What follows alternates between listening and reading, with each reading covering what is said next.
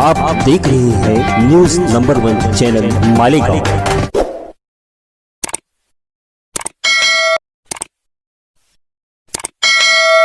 میں ہوں ذاکر صاحب اور آپ دیکھ رہے ہیں نیوز نمبر 1 چینل۔ آئیے نظر ڈالتے ہیں شہر کی کچھ خاص خبروں پہ۔ شہر کی ہر چھوٹی بڑی خبر پر نیوز نمبر 1 کی نظر۔ اور ادھر بھی آپ دیکھیں گے یہاں پر کنٹینیوس جو ہے 2 پروپرائٹر جو ہیں ان کے نمبرز دیے ہوئے ہیں۔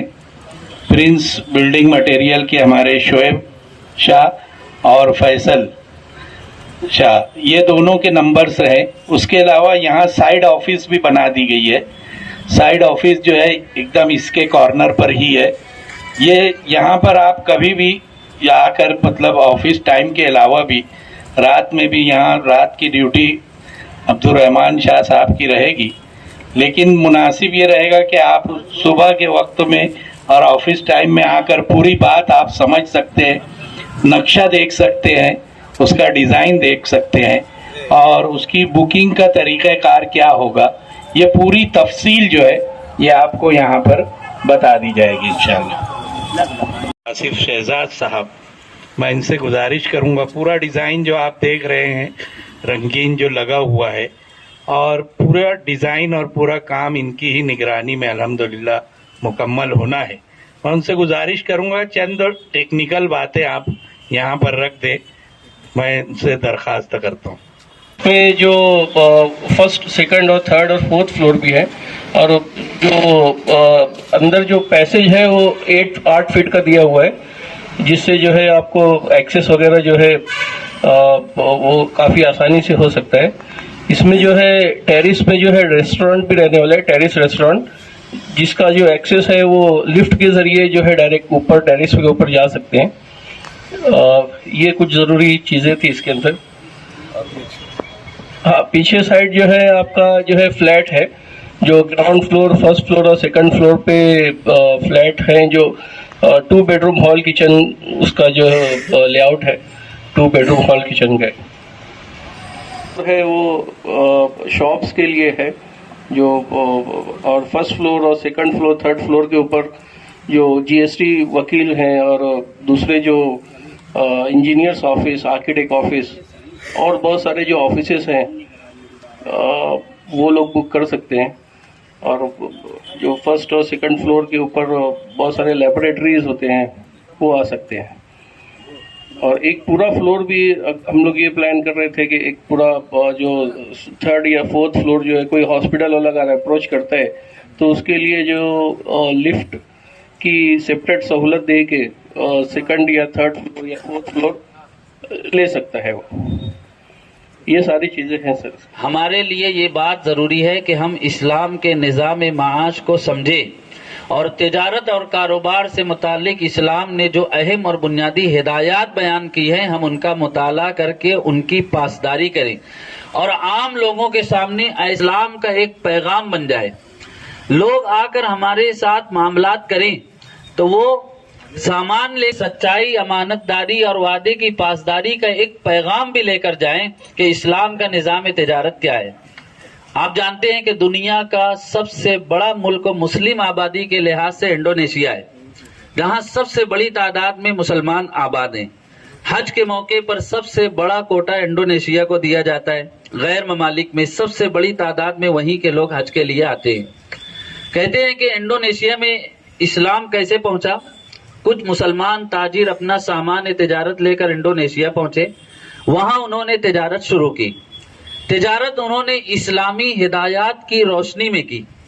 لوگوں نے جب دیکھا کہ ان کا طرز عمل اتنا صاف ستھرا ہے، یہ جو کہتے ہیں پورا کرتے ہیں، جو سامان دیتے ہیں درست دیتے ہیں، جب تولتے ہیں اور ناپ کرتے ہیں تو درست انداز میں تولتے ہیں۔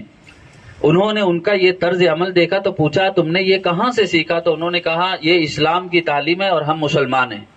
چنانچہ ان کے طرز عمل کو دیکھ کر لوگوں نے اسلام قبول کرنا شروع کیا اور وہی تجارت اسلام کی نشر و اشاعت اور تبلیغ کا ذریعہ بن گئی۔ اب ایک طرف آپ یہ مثال دیکھیے اور دوسری طرف موجودہ دور میں ہمارے اپنے مسلمان اور کلمہ گو بھائیوں کا طرز عمل، ان کے معاملات اور لین دین کو دیکھیے تو آپ کو افسوس ہوگا۔ ہے پیش نظر اصل میں اصلاح مفاسد، نشتر جو لگاتا ہے وہ دشمن نہیں ہوتا۔ اگر گرا نہ گزرے تو میں بتاؤں کہ آج مسلمانوں کا لین دین اور معاملات میں خرابی اس قدر آ گئی ہے کہ اب خود مسلمان کو جب کوئی چیز خریدنی ہو تو وہ اپنے مسلمان بھائی کی دکان پر جا کر مطمئن نہیں ہوتا، اپنے غیر مسلم بھائی کی دکان پر جا کر مزید مہنگا سامان لے کر آتا ہے، لیکن اس کا دل مطمئن رہتا ہے کہ مجھے سامان صحیح ملا ہے، قیمت صحیح لگائی گئی اور سامنے والے کا رویہ اور سلوک میرے ساتھ بہت اچھا تھا۔ ایک جملہ ہمارے طرز عمل کو سمجھنے کے لیے کافی کہ جن ہدایات پر مسلمانوں کو عمل کرنا تھا آج ہمارے غیر مسلم بھائی ان ہدایات پر عمل کر رہے ہیں۔ آپ جائیں گے ان کا انداز گفتگو اچھا ہوگا، ایک سامان آپ دیکھنا چاہیں گے وہ 2 سامان بتائیں، وہ آپ کو عزت کے ساتھ بٹھائیں گے۔ آپ 4 سامان دیکھنے کے بعد کہہ دیں مجھے سمجھ میں نہیں آیا تو وہ اسی خوش اخلاقی کے ساتھ آپ کو کہیں گے ٹھیک ہے کوئی بات نہیں، آپ پھر تشریف لے کر آئیں، ویلکم بیک۔ اب دوبارہ بھی آپ آئیں گے تو آپ کا استقبال رہے گا۔ آپ مسلمان بھائی کے پاس جائیں، جا کر کوئی بات پوچھے تو اولاً وہ پوری توجہ سے دیکھتا ہی نہیں ہے کون آیا ہے، پھر کوئی بات آپ پوچھیں گے تو وہ بالکل نپا تولا جواب دے گا۔ آپ کہیں گے یہ سامان آپ کے پاس نہیں کہیں اور ملے گا، آئی ڈونٹ نو، مجھے نہیں پتا، وہ آپ جا کر تلاش کرو کہاں ملے گا۔ اور پھر لین دین میں وہ چلے گا سریا سے اور گاہک چلے گا پاتال سے، پھر ان دونوں کے ملن میں بہت وقت تو لگ جاتا ہے نا۔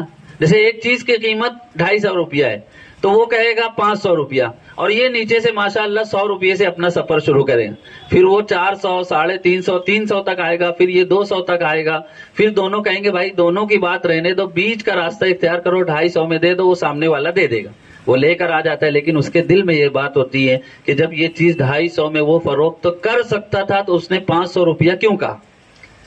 بات یہی ہے نا کہ جس کو جتنا بنا سکتے ہیں بنا لو۔ اب جو ڈھیٹ قسم کے رہتے ہیں وہ سامنے والے کو لے آتے ہیں، جو شرماتے ہیں تو وہ دھوکے میں پڑ جاتے ہیں۔ یہ ایک چھوٹی سی مثال ہے۔ آج یہ طرز عمل ہے جس کی وجہ سے تجارتی ترقی نہیں ہوتی، جھوٹ بولنے کا نقصان ہوتا ہے اور کاروبار آگے نہیں بڑھتا۔ ہمارے طرز عمل سے گاہکوں کے دل میں اعتماد قائم نہیں ہوتا۔ اس لیے ہم تمام لوگوں کی ذمہ داری ہے کہ ہم تجارت کریں، کاروبار کریں، لیکن معاملات کو درست رکھیں۔ میں آخر میں بطور پیغام آپ سے کہوں گا، یہ بات میری آپ اپنے دل کی امانت بنائیں کہ قیامت کے دن انسان کی نجات صرف عبادات پر نہیں ہوگی جب تک اس کے معاملات درست نہیں ہوں گے۔ سرکار دو عالم صلی اللہ علیہ وسلم کا ارشاد گرامی ہے، کسی کا کوئی حق باقی ہے دنیا میں ادا کر دو قبل اس کے کہ وہ وقت آئے جب حقوق کی ادائیگی کے لیے تمہارے پاس درہم و دینار روپیہ پیسہ نہیں ہوگا بلکہ تمہیں اپنی نیکیاں دینی ہوگی۔ بہت سارے لوگ سفید پوش وعدے کی خلاف ورزی کی وجہ سے، جھوٹ بولنے کی وجہ سے، امانت میں خیانت کی وجہ سے قیامت میں پکڑ لیے جائیں گے۔ اس لیے عبادات بھی مکمل ہو، معاملات بھی درست ہوں، تب کہیں جا کر آخرت میں نجات ہوگی۔ یہ ایک اہم موقع تھا جس پر ان تمام باتوں کو پیش کرنا میں نے مناسب سمجھا۔ بڑی خوشی و مسرت کی بات ہے کہ ماشاءاللہ ہمارا شہر ترقی کر رہا ہے اور تجارت کی شاہراہ پر بھی آگے بڑھ رہا ہے۔ اس جگہ پر جہاں پہلے شاہ بلڈنگ مٹیریلز کی عمارت قائم تھی، اب اسی جگہ پر امپیریل پلازا کے عنوان سے ایک عظیم الشان عمارت قائم ہوگی۔ 5 منزلہ عمارت ہوگی، ہر فلور پر 6 شاپنگ ہوگی، تو اس طرح 6 پنچے 30 شاپنگ قائم ہو جائے گی۔ اس میں ایک ہاسپٹل بھی ہوگا، میڈیکل بھی ہوگی، وکلا کے آفس بھی ہوں گے اور بھی دیگر اس طرح کی اہم چیزیں سب ایک جگہ دستیاب ہوں گی۔ آج اس کی تقریب سنگ بنیاد کا موقع ہے۔ ہمارا طرز عمل یہ رہا ہے کہ ہم ہر کام کو اللہ کے پاک نام اور اس کے ذکر سے شروع کرتے ہیں تاکہ وہ کام بخیر و عافیت پائے، تکمیل کو پہنچے۔ میری یہ تمنا ہے اور دعا بھی ہے کہ اس کام کا آغاز اللہ کے پاک نام سے کیا جا رہا ہے۔ اللہ تعالیٰ اس کام کی تعمیر میں اور اس کی تکمیل میں اپنی مدد شامل حال فرمائے اور جلد از جلد و بخیر و عافیت اس پلازا کا کام مکمل ہو جائے اور لوگوں کو یہاں سے سہولت حاصل ہو۔ میں اپنی جانب سے ہمارے مخدوم گرامی حضرت مولانا محمد عمرین محفوظ رحمانی صاحب جو اس وقت تو سفر پر ہیں، اور انہی کی نیابت کرتے ہوئے میں نے یہ چند باتیں پیش کی ہیں. سچی بات تو یہ ہے زبان میری ہے بات ان کی. میں مولانا محترم کی طرف سے بھی اس عمارت کے سنگ بنیاد کے موقع پر جناب معصوم علی صاحب اور ان کے دونوں ہی فرزندان کو مبارکباد پیش کرتا ہوں. دعا کرتا ہوں کہ اللہ تعالی اسلام کے نظام تجارت کے سلسلے میں جو چند باتیں عرض کی گئی ان پر ہم سب کو عمل کی توفیق عطا فرمائے. اس ویڈیو کو لائک کریں، ہمارے چینل کو سبسکرائب کر بیل آئیکن ضرور پریس کریں.